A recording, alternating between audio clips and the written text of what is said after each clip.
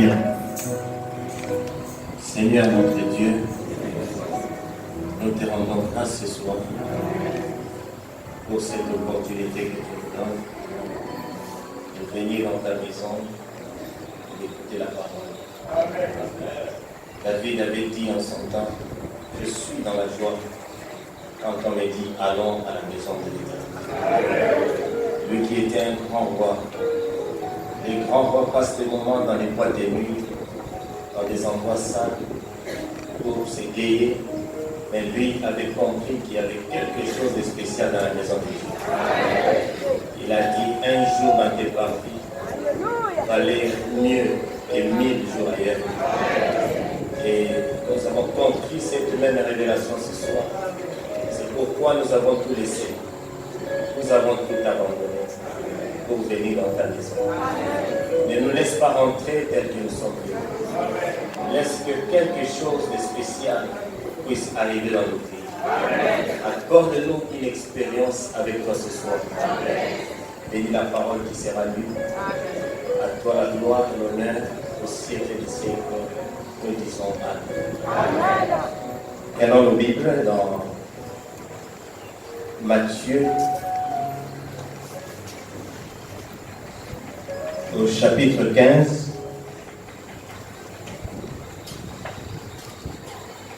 À partir du verset 21.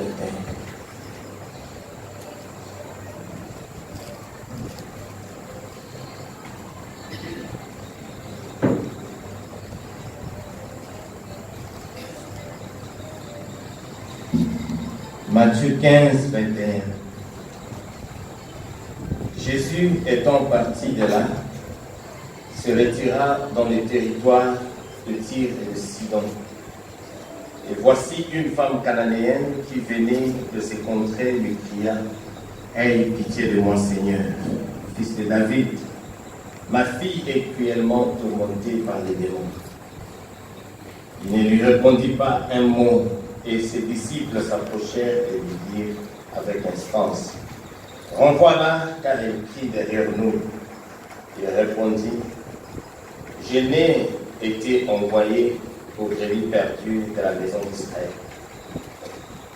Mais elle vint se prosterner devant lui, disant, « Seigneur, secours-moi. » Il répondit, « Il n'est pas bien de prendre le pain des enfants et de le jeter aux petits chiens. » « Oui, Seigneur, dit-elle, mais les petits chiens mangent les miettes qui tombent de la table de leur maître. » Et Jésus lui dit, « Femme, ta foi est grande. Qu'il te soit fait comme tu le veux. » Et à l'heure même, sa fille fut guérie. Et nous asseoir.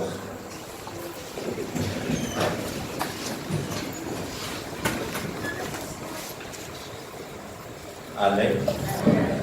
Je vous salue tous dans le nom de notre précieux Seigneur Jésus-Christ. Et je crois que vous êtes dans la joie d'être dans sa maison. Que Dieu soit loué. Je bénis le Seigneur pour cette opportunité qu'il me donne d'être encore ici à Douala. Après 5 ans, je crois que si le Seigneur n'ouvre pas la porte, on ne peut pas faire quelque chose. C'est lui qui a ouvert les portes pour nous afin que nous soyons ici. Et je voudrais remercier aussi Papa Kamti pour la confiance qu'il a eue pour nous céder la chair afin de pouvoir dire quelque chose ce soir. Et le pasteur Bill également pour l'amour qu'ils ont pour nous. Amen. Et comme le pasteur le disait la fois passée, par la grâce de Dieu, nous avons essayé de faire un petit travail à Djogo, à Johannesburg. Nous avons évangélisé un petit nombre de gens et c'est avec eux qu'on essaie de travailler par sa grâce. Un petit nombre de Sud-Africains, par la 8, Zimbabwéens. Donc c'est avec eux qu'on essaie de faire le travail. Et j'ai vraiment besoin de votre soutien spirituel. Surtout, priez beaucoup pour moi. Parce que vous savez prêcher, les gens qui croient déjà le message comme vous, c'est un peu facile. Parce que je peux me tenir ici, commencer, un pasteur de venir, faire des déclarations, et vous allez supporter ça. Mais prendre les gens qui n'ont pas encore cru, et les baptiser, commencer à zéro, leur montrer, apprendre la Bible et le message, c'est un travail qui demande beaucoup d'énergie spirituelle et physique. Et vraiment, j'ai besoin de vos prières sur ça. Amen. Et ce soir, j'aimerais apporter un petit message et le prophète a intitulé « Persévérer ». Et je crois que nous avons besoin de persévérer ce soir. Et ce message a trait sur la foi. Et chacun de nous ce soir a un besoin. Et tu ne peux recevoir rien de la part du Seigneur sans la foi. Amen. Et nous avons vraiment tous besoin de la foi. Et je crois que ce soir, le Seigneur nous accordera sa grâce et quelque chose qui pourra aider un enfant de Dieu. Frère Branham dit dans la prédication Indeed, et ça en anglais, au paragraphe 11, Frère Branham dit, Now I wish to read tonight a portion of scripture.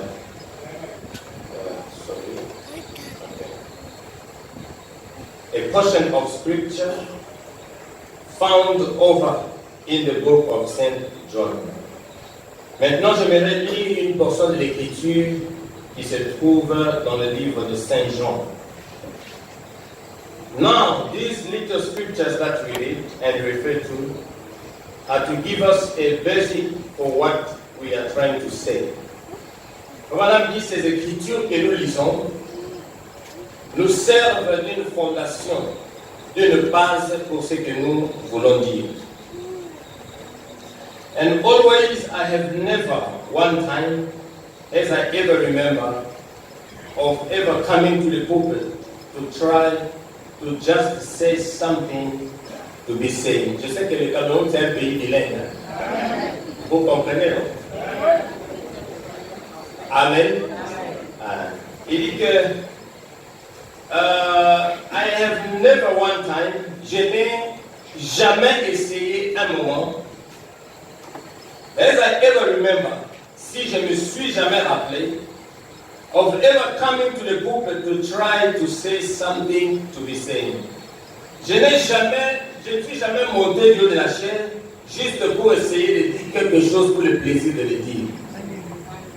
Voilà, me dit, I always try to wait, watch, study, pray, until I feel that I have something that will help the people. Voilà, me dit que j'ai toujours essayé d'attendre, d'observer, d'étudier et de prier jusqu'à ce que je puisse avoir quelque chose qui puisse édifier. Amen. And I can't be a help. And I can't be a help. Then there is no need of me to be standing here. On me dit que si je ne peux pas être une aide pour le peuple, alors il n'y a pas de raison pour moi de me tenir de la chair. Est-ce que vous comprenez? There is no need for me to stand here before you. Voilà, me dit, ouais, je crois que c'est ça. Donc, l'attitude de Frère Branham, cela doit être l'attitude de chaque prédicateur du haut de la chair. Donc, nous n'essayons pas de nous tenir du haut de la chair pour essayer de montrer des connaissances, ou essayer de montrer comment nous sommes bien habillés. Mais si nous montons du haut de la chair, c'est pour essayer de communiquer quelque chose aux enfants de Dieu. Amen. Parce que la nature du prophète devrait être notre nature. Amen. Voilà, me dit dans cette même brochure persévérer. Donnez-moi juste un peu de temps, s'il vous plaît.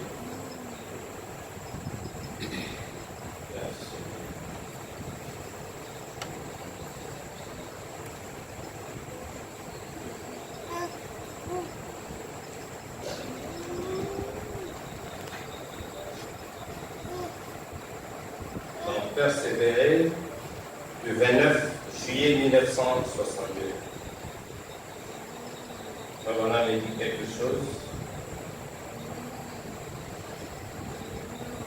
Patientez, s'il vous plaît. Avec la technologie que nous avons ici.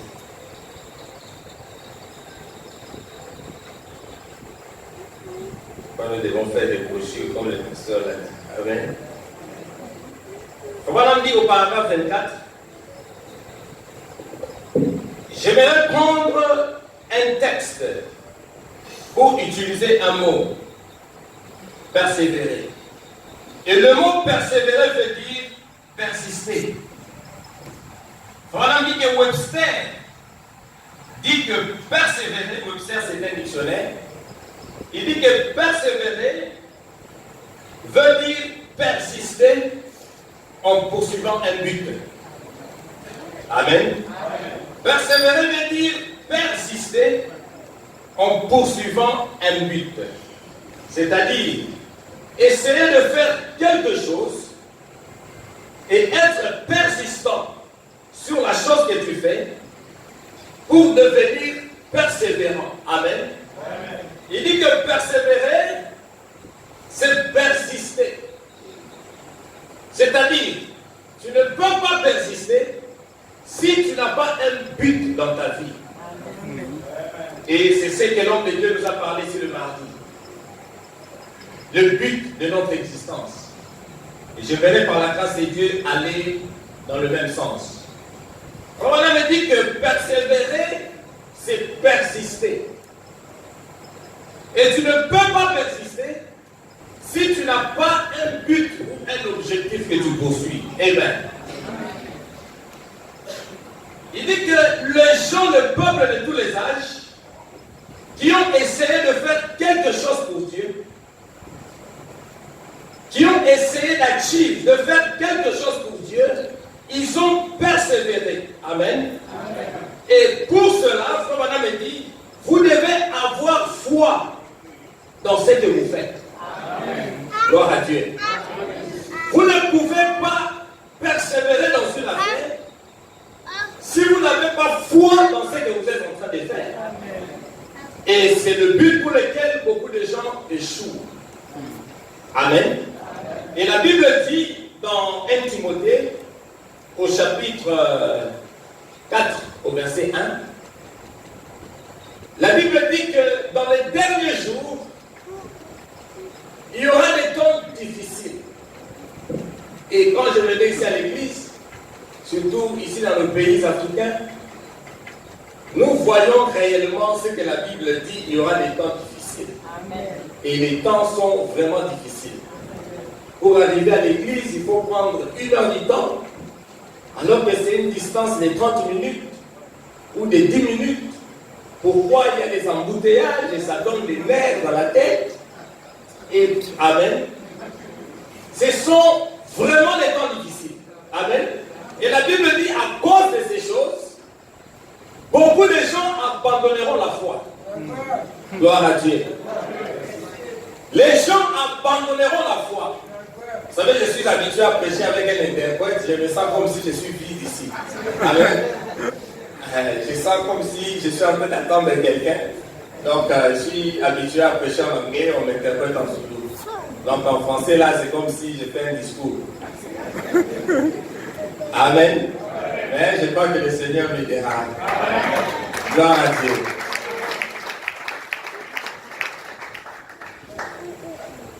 Amen. La Bible dit qu'il y aura des temps difficiles.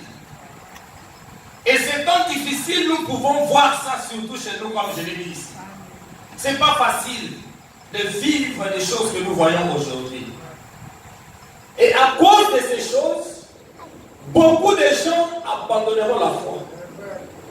C'est la Bible qui le dit. Et nous sommes un peuple prophétique. Rabbanah me dit que nous sommes un peuple prophétique. Et le temps dans lequel nous vivons, c'est l'âge de la prophétie. Nous vivons au temps où les prophéties sont en train de s'accomplir, petit à petit. Les gens de ce monde ne les voient pas. Rabbanah me dit, tout comme au temps de Jésus, quand Jésus est venu, Les pharisiens n'ont pas reconnu la promesse. Beaucoup de gens vivaient et ils ne comprenaient pas dans quel âge ils étaient en train de vivre. Alors que c'était une jonction de temps. Mais Frère me dit qu'à la croix ce jour-là, plusieurs prophéties se sont accomplies. Je ne sais pas le nombre. Mais plusieurs prophéties se sont accomplies. Depuis le jour de son arrestation jusqu'au jour de sa crucifixion, plus de 600 prophéties sont accomplies. Gloire à Dieu. Et l'épouse, c'est un peuple prophétique. Tout ce qui arrive au milieu de nous devait attirer l'attention de l'épouse. Gloire à Dieu. Même les difficultés que nous avons, il n'y a rien que nous voyons aujourd'hui qui n'a pas été prophétisé. Voilà me dit qu'il n'y a pas un livre comme la Bible. Beaucoup de gens ont écrit des livres. Gloire à Dieu. Beaucoup de gens ont écrit des grands ouvrages. Mais il n'y a aucun livre qui est comparable à la Bible. Amen. Voilà pourquoi un chrétien doit lire sa Bible. Au moins, chaque jour, un chrétien doit lire sa Bible. Parce que la Bible, c'est le seul livre qui dit à l'homme d'où il vient, où est-ce qu'il est, et où il est en train de partir. Amen. Amen. Gloire à Dieu. Gloire à Dieu. La Bible, c'est le livre éternel de Dieu. Il n'y a pas un livre à comparer avec cette Bible. Tout ce que nous voyons aujourd'hui a déjà été prophétisé. Gloire à Dieu. Et nous savons que la Bible aujourd'hui a été interprétée par le messager. Et le messager lui-même aujourd'hui est devenu la Bible. Gloire à Dieu. Est-ce que vous le croyez? Gloire à Dieu. Donnons une belle acclamation au Seigneur.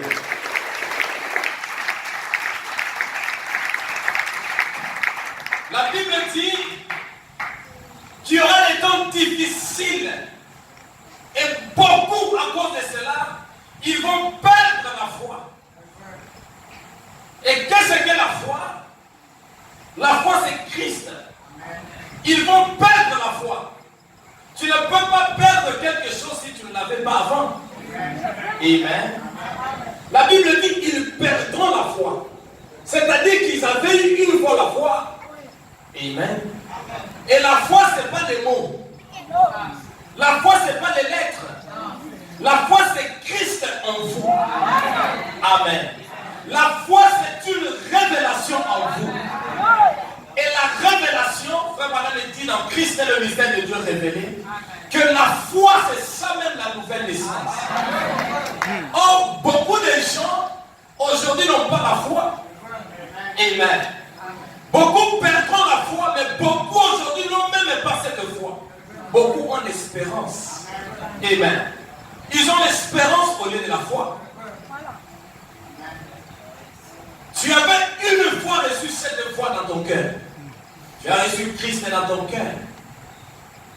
Mais après, à cause des difficultés de la vie, tu abandonnes la foi. À cause de la mondanité. Alléluia. Regardez aujourd'hui quand nous parcourons les rues, les femmes, la moralité des femmes est tellement tombée qu'il n'y a plus rien à espérer. Regardez comment les femmes s'assoient sur la route. Une grosse maman qui s'assoit comme si elle ne voit et ne comprend même pas que c'est une femme. C'est quoi? C'est la moralité qui est tombée basse.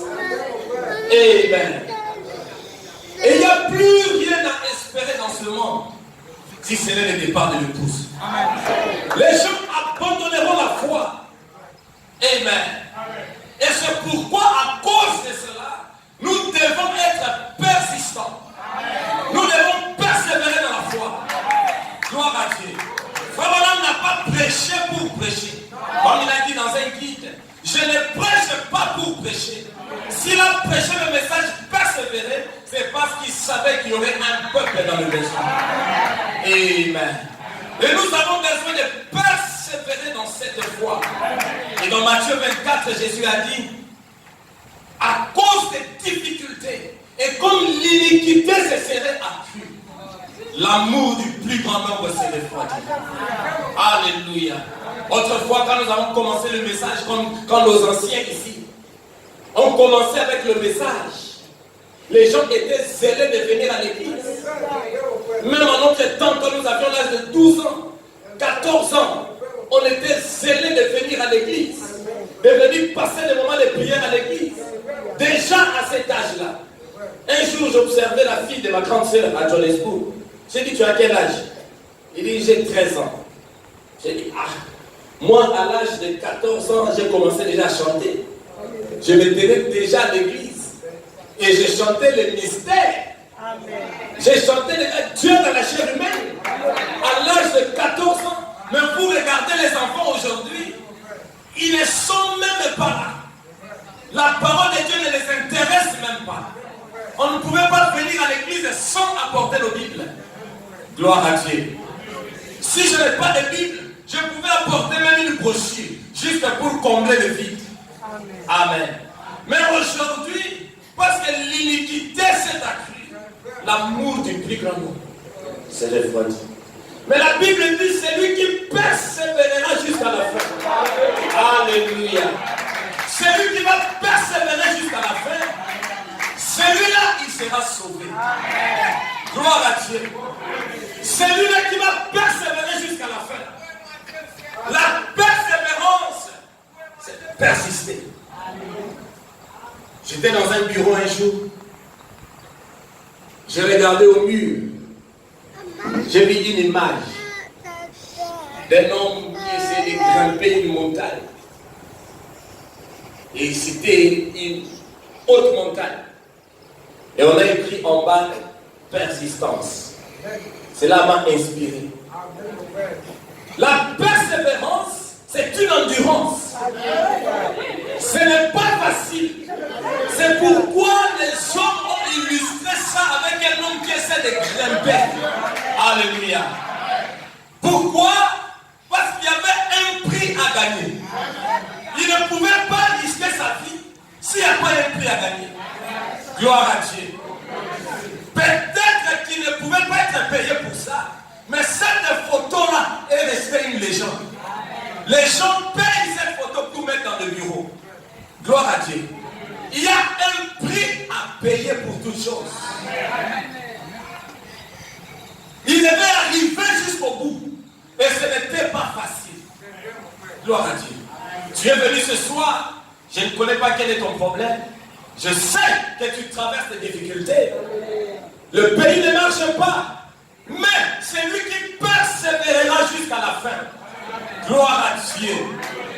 Ma prière ce soir est que Dieu puisse élever notre foi afin de croire à l'impossible. Gloire à Dieu. Il est le Dieu de l'impossible. Il est le même hier, aujourd'hui et pour toujours. Ce qu'il a fait autrefois, il est capable de le faire encore ce soir. Comme on avait dit, only believe. Only believe. All things are possible. Et dans ce monde aujourd'hui, il y a des gens qui ont immortalisé leur nom. Gloire à Dieu. Il y a des gens qui ont immortalisé leur nom. Et nous les appelons des héros. Si vous venez en Afrique du Sud, il y a Mandela. Tu ne peux pas parler à moi de Mandela, on peut te tuer. Parce que c'est un héros dans ce pays-là. Il a donné sa vie pour les autres. Il a payé son sang pour la libération de ses frères. À cause de ses prises de position, il a immortalisé son nom. Gloire à Dieu. Et tu ne peux pas parler de l'apartheid sans mentionner le nom de Mandela. Qui y avait un homme qui avait passé 27 ans en prison pour libérer le sang de ses frères. Alléluia. Vous ne pouvez pas parler de la libération des Noirs aux États-Unis sans parler d'Abraham Lincoln. Abraham Lincoln a immortalisé son nom. Il est mort, mais il continue à vivre. Alléluia. Et toi aussi, tu peux faire la même chose. Tu es capable de ce soir d'immortaliser ton nom. Amen. Il a pris certaines positions impopulaires. Il pouvait peut-être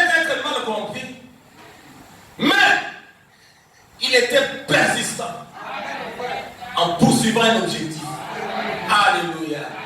Et le but qu'Abraham Lincoln poursuivait, il faut vraiment dire dans le discernement des esprits. Il faut vraiment dire que si même vous avez un don en vous, et vous essayez de l'utiliser pour vous-même, le discernement des esprits dira que c'est faux. Vous êtes faux. Gloire à Dieu. Si vous voulez que tout le monde disparaisse, je suis chanteur, je veux que moi-même je puisse apparaître et que les autres disparaissent. Il faut vraiment dire que le discernement de l'esprit dira que tu es faux. Parce que le véritable don de Dieu fait des choses profitables. Alléluia. Quand tu fais quelque chose, cela doit être profitable à tout le monde.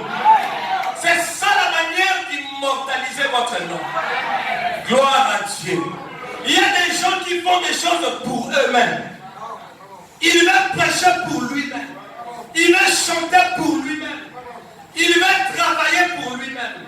Le but et l'objectif est mauvais. Tu ne peux pas immortaliser ton nom. Tu ne peux pas être un héros. Un héros ne vit pas pour lui-même. Un héros vit pour les autres. Voilà pourquoi Frère Manan dit, au ciel, il y a une place pour les héros. Alléluia. Et Jésus-Christ est le grand héros de la foi. Amen. Quand il est venu, il n'a pas vécu pour lui-même. Il a donné sa vie pour toi. Il a donné sa vie pour moi. Alléluia. Et la Bible dit qu'au ciel, toute la famille s'appelle Jésus. Sur la terre, toute la famille s'appelle Jésus. Même sous la terre, tout le monde confesse le nom du Seigneur Jésus. Pourquoi?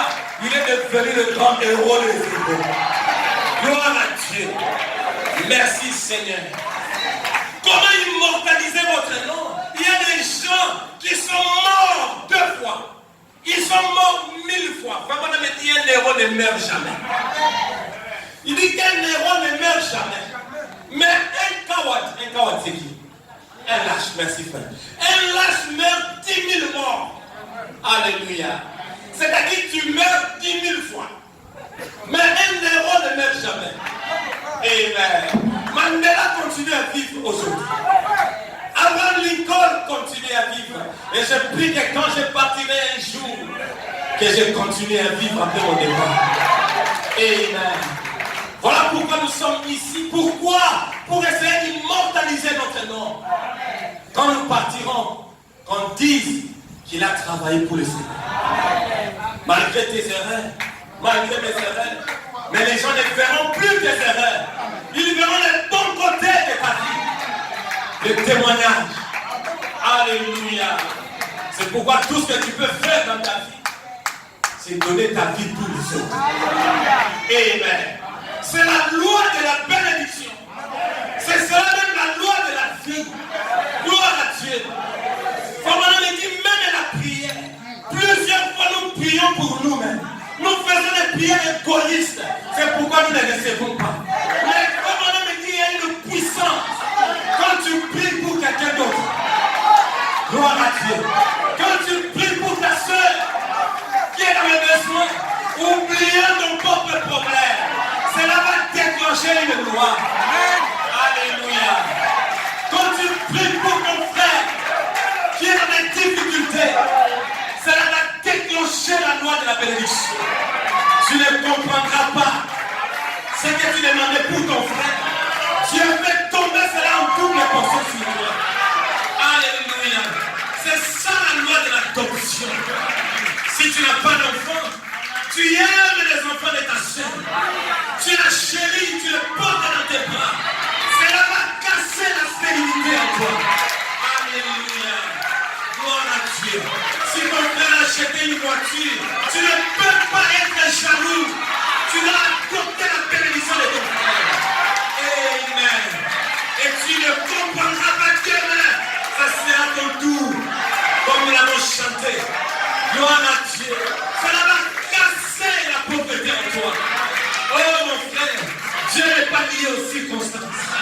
Dieu n'est pas lié à la condition du pays. Dieu pour bénir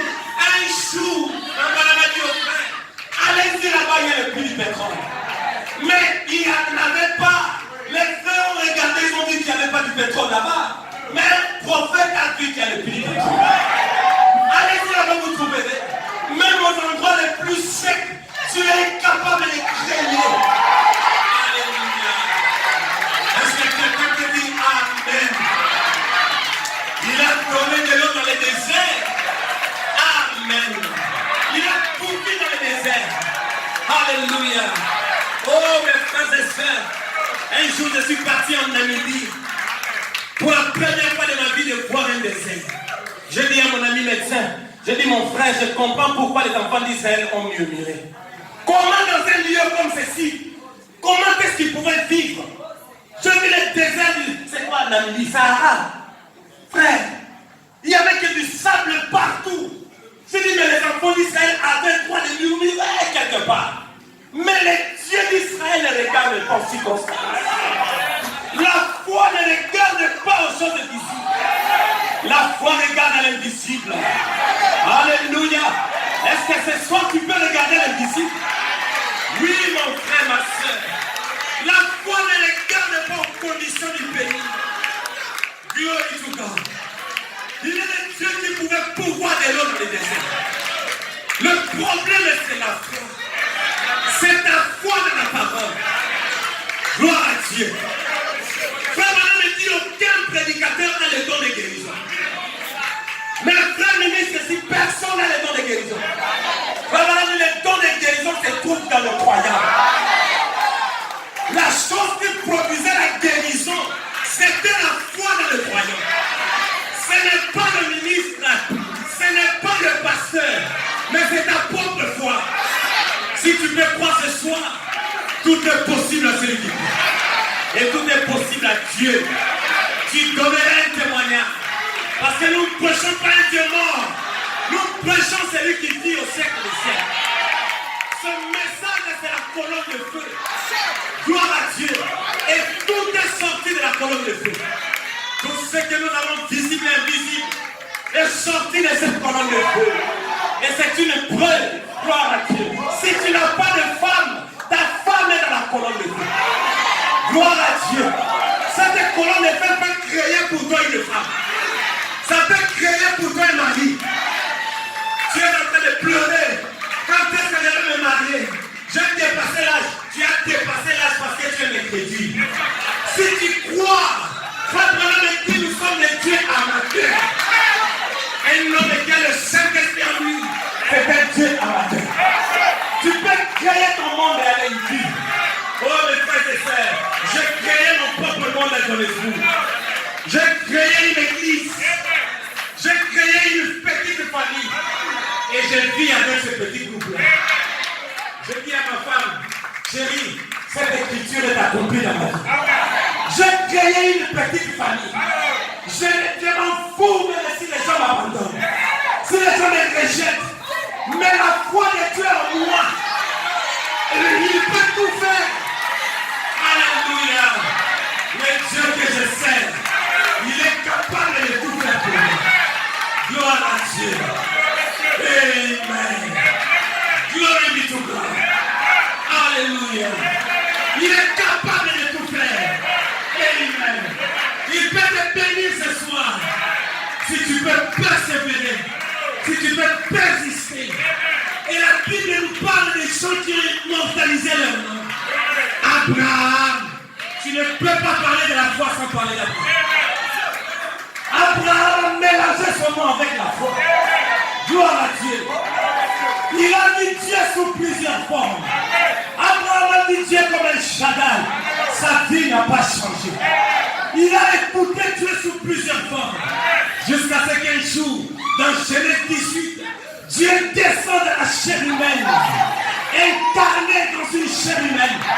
Quand il descend vers Abraham, ce jour-là, Abraham, sa vie a été changée. Il a été transformé. Et il donne la promesse à Abraham. Et la promesse qu'il a donnée à Abraham, c'était à lui et à toi. À lui et à moi. Il a donné à Abraham et à sa postérité après lui. Il lui a dit à Abraham, dans cette même époque, l'année prochaine, à la saison de la vie, alléluia, pas dans n'importe quelle saison, saison de la vie. Dieu travaille avec des saisons. Gloire à Dieu. Je ne peux pas venir ici à Douala. Je porte un pylône ici. Je descends à l'aéroport. Je veux suffoquer parce qu'il y a la chaleur. Je dois m'habiller par rapport à la saison. Gloire à Dieu. Je dois me demander depuis là-bas comment est la saison à Douala. La saison est chaude. Je veux venir avec le nain. Pourquoi? Parce que la saison. Dieu, c'est un Dieu des saisons. Alléluia. Dans la saison de la vie, je descendrai et tu auras un fils. Gloire à Dieu. À la piscine de Bethesda. L'ange descendait dans chaque saison. Et quand l'ange descendait, gloire à Dieu. Quand l'ange descendait, c'était à toi d'être attentif au mouvement de l'eau. Parce que l'eau ne bougeait pas tous les temps. L'eau bougeait à une certaine saison. Gloire à Dieu. Tu devais être spirituel pour comprendre le mouvement des choses. Et quand l'ange descendait, c'est lui qui tombait le premier. Il recevait la guérison de son corps. Et ce soir, l'histoire se répète. Le même ange qui descendait là-bas est ici. Parce que nous sommes en train de répéter ce message. Frère Marie me dit, l'ange du Seigneur, il suit sa voix. Et ce message, c'est la voix de Dieu en ces derniers jours. Oh, que Dieu bénisse Joseph Branham. Il a intitulé et imprimé la voix de Dieu. Ce message, ce n'est pas un homme qui nous a parlé. C'est Dieu qui nous a parlé. Gloire à Dieu. À la saison prochaine, je te bénirai Sarah aurait un fils. Oh, gloire à Dieu.